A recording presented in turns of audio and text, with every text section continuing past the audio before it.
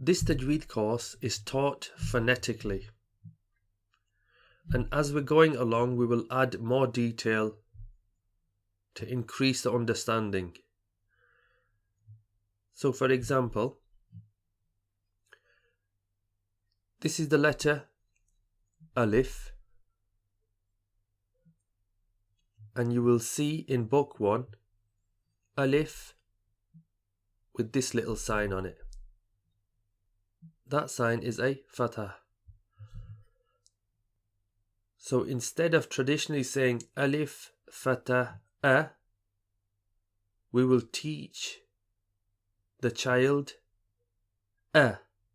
So that's the base letter Alif, and this little vowel, the short vowel,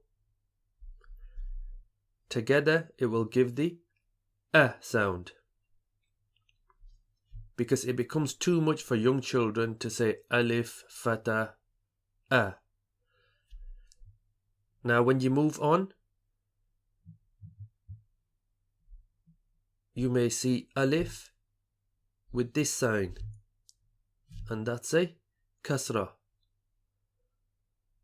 So rather than saying Alif, kasra, I, we will say the Alif with this sign, with this symbol, will give the I sound. And the other vowel that we're interested in at the moment is this one, the Dhamma. So rather than saying Alif, Dhamma, U, we will say this Alif with this symbol together gives the U sound. So it's phonetic. It just makes it easier.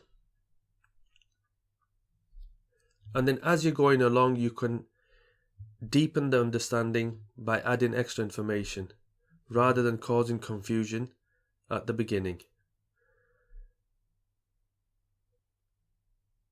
So let me take this example. That's the letter Jim, and when you put a fatah on it, you present it like this to the child, and it gives the J sound. Let's look at this letter.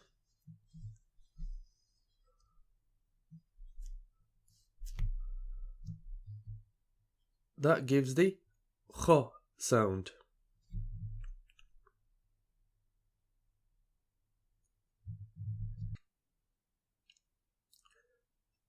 So if you look at this, we would teach that as A, Ba,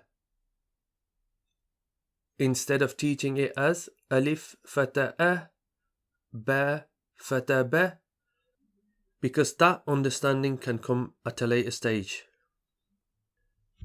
So book 1 is presented with single letters with the short vowel giving the A sound.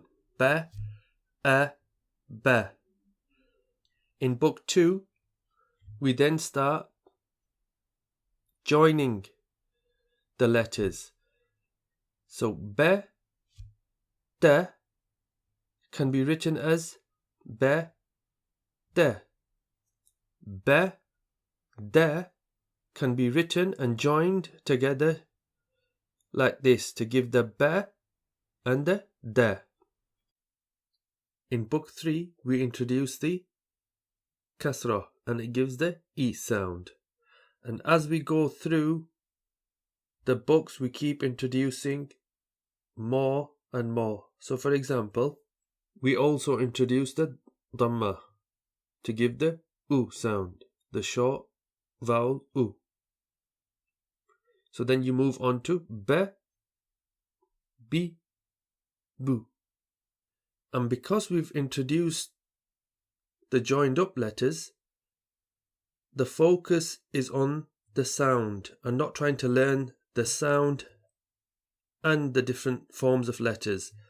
So it becomes Fu, I, La, rather than Fa, Dhamma, Fu, Ain, Kasra, I, Lam, Fatah, La. So it becomes too long. you just concentrate on the sounds. Fu, I, le. Book 4 sees the introduction of the two fatah, tanween fatah, and it gives a an sound. So again, the single fatah gives a b sound. The double or the tanween fatah will give a ban sound, an sound, da, dan. So the child can concentrate on the sounds.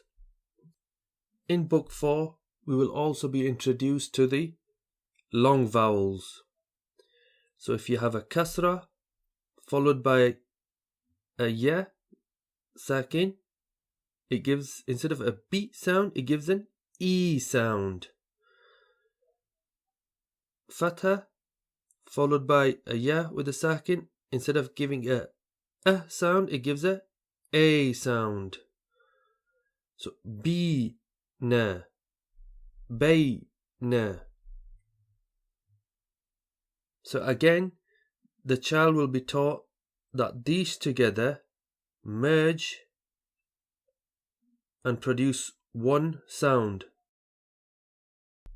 In book 5, we start introducing the end of an ayah and how to say the ending. So for example, Amina, if you have an end of ayah, it becomes Amin. Although the fatah will stay there, but the understanding is that that drops off and it blends together. So in this rule, another example, if you have a kasra before the word Allah, you read the lam with a flat sound, a flat mouth or empty mouth. So for example, that's a kasra before the word Allah, so it becomes billahi, not billahi, billahi. In book 6, we finish off the basic rules and then we start introducing recitation of the Quran itself. So you see here, this is the first juz, first chapter or first sabara. Bismillahir Rahmanir Rahim. Alif Lam Mim. As we're going along, as we approach these rules or we feel the need to introduce these, we will discuss these. Inshallah, with some effort on your behalf, on our behalf, together inshallah we can learn to recite the Quran correctly, and may Allah reward us all and join us with the highest companions in the hereafter. Ameen. Jazakallah khair. Assalamu alaikum.